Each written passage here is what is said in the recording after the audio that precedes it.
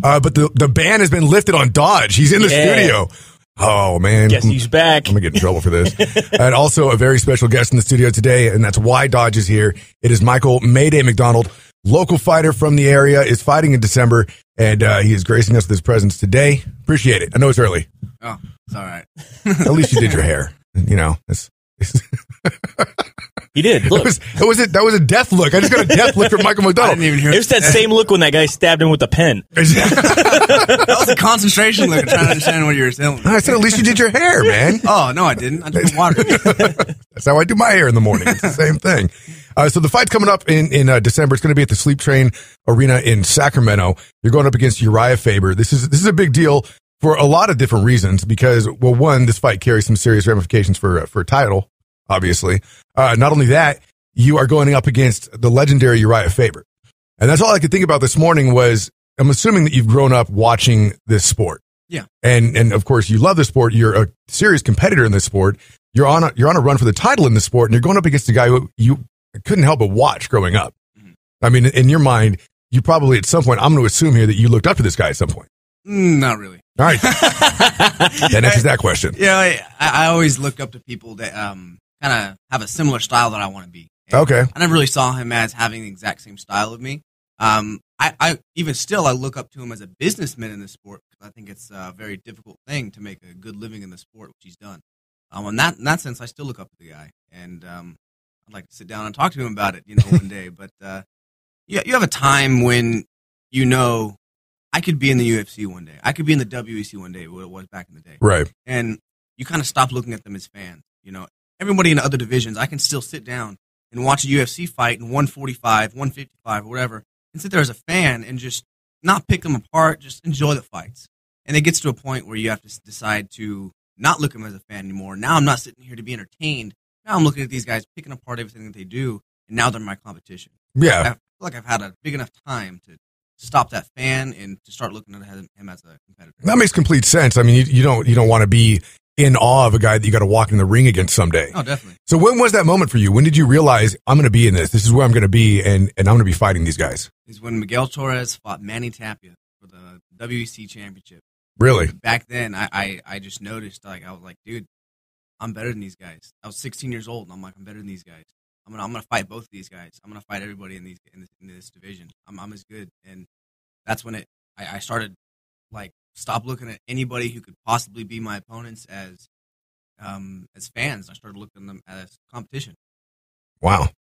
At 16. At 16. That's serious. That's a pretty big realization. I was already At 16, all I cared about was, stealing my parents' car and tapping shoulders for beer. You know what I mean? I'm like, who's going to go with me to go tap that bum shoulder for Old E this Friday at the corner store? That's what I was doing at 16 years old. Michael McDonald's going, I'm going to kick Miguel Torres' ass someday. Yeah. And he did. It knocked him out. That's crazy to me, man. This is where at some point I wanted to be here. Which is sad. Like one of these days. Well, here you are. Yeah, one of these days I'm going to be a mediocre morning DJ in Modesto. I can't wait until that happens. It's going to happen. So, you being local and you're staying local, which is really cool.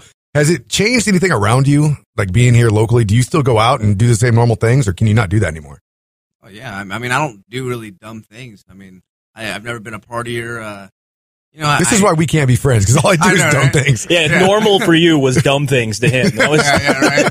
Sorry about that. But anyways. No, it's 100% accurate. You got him. Yeah, it's just kind of, this has been my only job I've ever had. I started fighting professionally at 16. I started fighting in general at 14. So this has kind of been my whole life, and it's just kind of been on the same road. I had a little time period when I was like 17, 18 where I decided to be a moron for 6 months just because I was having a hard time. But other than that, I mean, it's just pretty much been the same story about things that I do, places that I go. I mean, this is my home. Sometimes I go somewhere new and people are like, hey, you're here. And then they're like, hey, this guy's here. And then they get used to me being there. And then I'm just like some normal guy because I go in there all the time. Well, that's cool. Now, when you say 6 months, you're acting like a moron. What did that entail? Oh man, what was the 6 months of craziness? Yeah, exactly. In Michael McDonald's life, the 6 months of craziness was at 18 years old, just having a really hard time with this fighting thing because I never got a normal childhood. I never went to like a high school football game or went out and partied with my friends, did the dumb stuff. I never did that because I was training. So there was about a 6-month period when I had like a big resentment towards fighting and actually hated it because of all the things that it made me. I had a lot of pressure at 18 years old. I had like everybody looking at me. I didn't really know how to deal with it. So it was about 6 months of just like mentally running away any way I could. I moved out with like my girlfriend at the time and just running away from fighting, just trying to run away from what I'm here to do. Did you rob a liquor store during that point in time? I did. Slightly wanted by the FBI for the 6-month window of my life.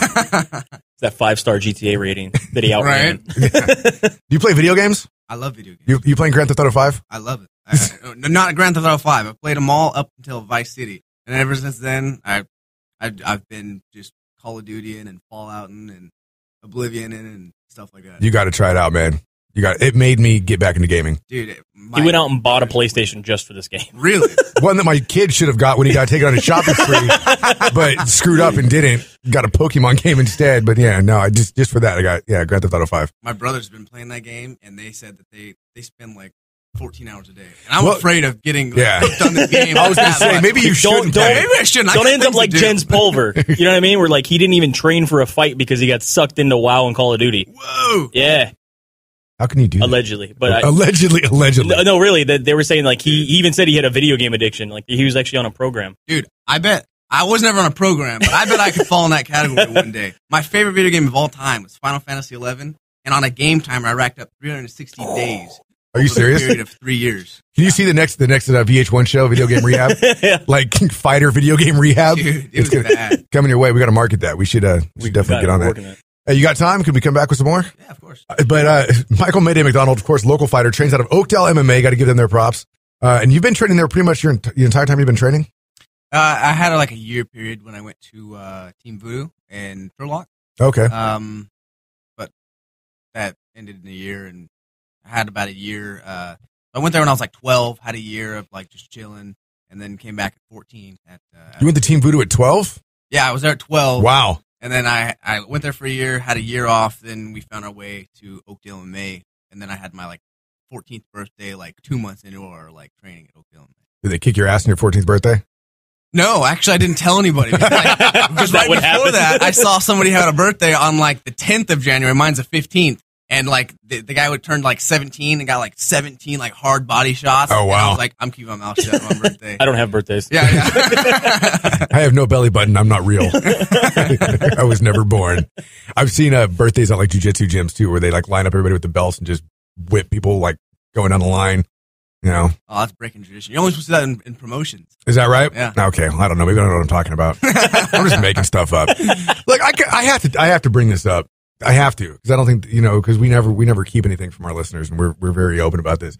But I'm waiting. Dodge texts me, tells me he's here. So I go grab Dodge. And we're back here talking. We're like, okay, well, let's go see if Michael's here. So we go walking up, and we see some gentlemen walking around the parking lot. And I look over, and I see this guy, and I'm like, is there a band coming in today? And so he comes in. I was like, hey, what station you here for? And he's like, oh, I'm from TV. I was like, why are you here? He tells me that we're here to film Michael McDonald. And I'm like, what?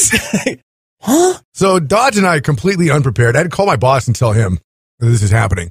And my boss loves me. He's so awesome. He's like, hey, you probably should have shaved and showered and, maybe done a sit-up or something last night. So big thanks for the ace. You should see me try to do a sit-up. It's like a turtle on its back. It's terrible. So yeah, the awkwardness in the studio is that there's a film crew in here. And Dodge. It apparently looks like a band to you. Yeah. It was Ian, the main guy. When he comes walking up, I'm like, this guy looks like he could be in a band. Could be in a band. He's got the hair for it. I don't know. This guy's got tattoos. That guy's got a beard and a flappy hat. Yeah, exactly. Could totally be a band. I have the same hat, so I'm not making fun of it. Could totally be a band. So yeah, Dodge and I we were sweating a little bit before we started this. So that's what's going on here in the studio. Very weird. So coming up in December, once again, if you missed out, Michael McDonald will be going up against Urijah Faber. And Michael McDonald, 16-2-0, Urijah Faber, 29-6-0. Urijah Faber, California kid, been a part of the game for a long time, was WEC champion, now in the UFC. And you grew up watching these guys fight, and now you're going to be fighting him in the main event in Sacramento. December 14th. Tickets are on sale now. That's why you're here, because they want us to help sell tickets. Right. Yeah, that's what they told me on the email. and so what are your thoughts, man? I mean, we went over this a little bit last break, but coming up on this, you're training, no video games. What else have you cut out? A little bit of it. Little bit Can't of get video rid of games. everything. Yeah, for sure. What else have you cut out? Person. Are you like cutting out desserts? Are you cutting out? Is there certain things you're not doing now? Everything kind of slowly. You cut everything out. Like I love pizza and ice cream, and Who doesn't? yeah, right. And slowly, the closer I get to the fight, you start cutting it out. You need high grade fuel. It's like a Ferrari. You don't want to put crappy unleaded fuel in a Ferrari. They got to go for the high octane stuff. Exactly. Dude, if I have a Ferrari, that's all I can afford at that point is fuel. I will never own a Ferrari. It's just that simple. I'll be driving around the Blue Bomber for the rest of my life. Okay, I don't want to get too personal here. You're engaged. Yes. Yeah, your lovely fiance joining us today. Not knowing anything about your guys' personal lives, I'm going to ask. This has been asked to Ronda Rousey. Do you cut sex out before a fight? I've actually been abstinent from sex for about 3.5 years now. Well, congratulations. Thank you. Thank you. So he is going to kick some ass. this is why you've been on such a tear. It's very arguable. I feel bad for your pillow. I don't even know what that means. Woo, right on my head. That's because you didn't have my terrible, disgusting childhood. That's exactly why. Anyway, Dodge came in here with a couple of questions for you, too. All right, so where did you get the nickname Mayday? Because we were talking earlier about the whole, I think you could take Clay Guida's nickname away from him, especially you actually being a carpenter. Yeah. Well, my second amateur kickboxing fight, I was 14 years old, and it was the first time I fought someone my age. And I think I knocked the kid out in like 20 seconds. And when I did, he just got stiffened up like a board and just... And it was the first time any of us siblings had knocked someone out on camera in an actual, sanctioned fight. Right. So we replayed it over and over and over again. And Justin, my older brother, he started calling when the guy was dropping. He would stiffen up like a board, and while he was falling, he'd go, Mayday! And then he'd hit the ground. And then he's like, dude, that's your nickname, Mayday. I'm like, dude, I don't like that nickname, dude. I don't want that nickname. It sounds retarded to me. Like, I don't want that nickname. And he goes, no, that's going to be your nickname. Dude, I don't want that nickname. It doesn't even make sense to me. Were you not a Cheers fan growing up? I don't know. I've never watched. You never watched Cheers in your life? Dude, that's before my time. Man, I'm 22 old. years old. I'm old. You are. I'm old. That was the bartender's character, Sam Mayday Malone. He was a relief pitcher for, who was he a pitcher for? The Red Sox. Because they're from Boston. Come on, man. There you go. Well, anyways, where's your head at? He got to the gym and he started telling everybody, hey, Mike's new name is Mayday. And every time someone would tell me, I'm like, dude, stop calling me Mayday. I don't like that nickname. And then after like 3 months, they just kept calling me Mayday. And finally, peer pressure just got to me and I accepted it. Well, if you could pick another one, what would it be? What I wanted to do. You should see how serious he just got. I couldn't do it anyways because it's already taken. I wanted to. My nickname wanted to be the Prodigy, and I was like, oh, wait, that's kind of cocky. I might as well just let someone else make my nickname. That might be better. So you let BJ Penn have the Prodigy? Yes. Yes. That was nice of you. You can't give yourself your own nickname. Isn't it like that? That's the rule. Right. So that's why I kind of just folded. And usually you end up hating it, like Bueller. Yeah. I still hate my bosses for making me go by Bueller. But whatever. You made your own nickname? No, I did not. I came in and they told me, they said, you're Bueller. And I said, no, I'm not. Can I be something? Can I be something tough like Static? No, that sounds stupid. That's not tough. That's not tough. Tougher than Bueller. Nobody can even spell Bueller. I don't even get, and I'm assuming that's why I don't get any fan mail. I think if I had, that's why. I think if I had an easier to spell nickname, then I would get a whole bunch of fan mail. Yes, absolutely. If it was just Joey, then there, fan mail. But nobody can spell. Can you know how to spell Bueller? Bueller. 2 L's. Close. Close. Yeah, if people throw G's and H's in there, dang. There's an X once in a while. You got any more, Dodge? What game are you playing right now? A little bit. A little bit. Well, I went through Fallout New Vegas like 30 times. Then I went through Oblivion like 5 times. And now I'm just back to Call of Duty Black Ops 2 and playing Buried Zombies a lot. I was going to say that's the one with the zombie mode, right? Yeah. Cool. So I got to ask you this. We've talked about the whole Uriah Faber California kid thing a little bit. Quite a bit, actually. Do you feel any pressure simply because he's in Northern California? He's been doing this for so long. He's developed such a fan base. He's almost like like California's sweetheart. You know what I mean when it comes to fighting. Mm-hmm. And then you being relatively new, is mainly in the UFC, but not to fighting. Coming out of the Central Valley, which is essentially the armpit of California, do you feel like this is going to be a huge fight for Northern California? Definitely people are going to be coming from all over to watch you guys go at it, and that's what the whole point of having it in Northern California is. But do you feel like you're going to be, I don't want to say the underdog, but not the favorite? You know what I mean, going into this fight? I definitely think he has a bigger fan base. The more times you have top-level fights, the more fans you're going to get. Right. You know? And he's obviously got more fans than me. But you can't look at it from my standpoint. I can't look at it from the media standpoint, because when you look at other fighters from a media standpoint, their job is to blow these people up as superheroes and to make their image greater than they are. And I can't look at myself that way, and I can't look at other fighters that way from the media standpoint, because it's not real. If that makes sense, like Anderson Silva, they blow him up to be a superhero. You know, all these people, you know, that's what sells. That's their job, is to blow them up.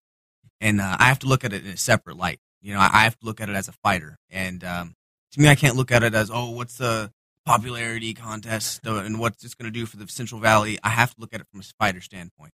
And if at the very most, I have to look at it at a personal standpoint. Personally, I am kind of tired of every time I say, yeah, I fight in the UFC. Someone say, oh, you know Urijah Faber? I am kind of annoyed at that. And it's going to be really nice when people ask me, I say, yeah, I actually knocked that guy out. You know, that'll be really nice. Ask him if he knows me. Yeah, that'll be nice. But so that's on a personal I like the confidence, standpoint. man. I like the confidence a lot. I got somebody who I talk to a lot online about MMA who's swearing that you're going to knock out Urijah Faber. He's I don't know if I'm going to confident knock about him out, but I have tested everybody's chin that I ever fought. Everybody that I've ever fought has been rocked by me, and Urijah's going to get rocked. I don't know what's going to happen after that. You know, I don't know what the end result of the fight's going to be, but I touch everybody, and I am going to touch his chin, and we'll see how he reacts with it. Well, you haven't touched me yet. We can let that happen. No. I'll let him knock you I've out. been choked out in the studio once. I'm done. I don't want to do it anymore. This is a knockout. This isn't a chokeout. Jason Von Flew choked me out anyway. Nice. Yeah. Yeah, it was awesome. I hit the ground, too, because he let go right when I went out. Boom. It was cool. So how do you feel about Urijah Faber? At the press conference, he said that you guys are going to have a National Geographic moment. It sounds gross. I was a little perplexed when he said that. I understand what it means. I remember seeing your face. You were just like, what? Yeah. Did you just say? For some reason, you say No. you say National Geographic moment, and I picture a bunch of topless African women running around. So I don't know what that means for a cage fight. Anyway, man, thank you so much for coming in today. I know my boss is going to have my ass for being on the air for so long, so we'll go ahead and let you get out of here. December 14th, going down at the Sleep Train Arena, Sacramento. Local guy Michael McDonald going up against Northern California kid Urijah Faber. Get your tickets, go out there, show some support. We'll be cheering for you. For Thanks, sure. man. You got anybody you got to thank or anything you got to say before you get off? Just my team, my manager, my masseuse, my wrestling coach, my chiropractor, my brothers, my fiance, God, everybody. Is that all? Yeah. That's all.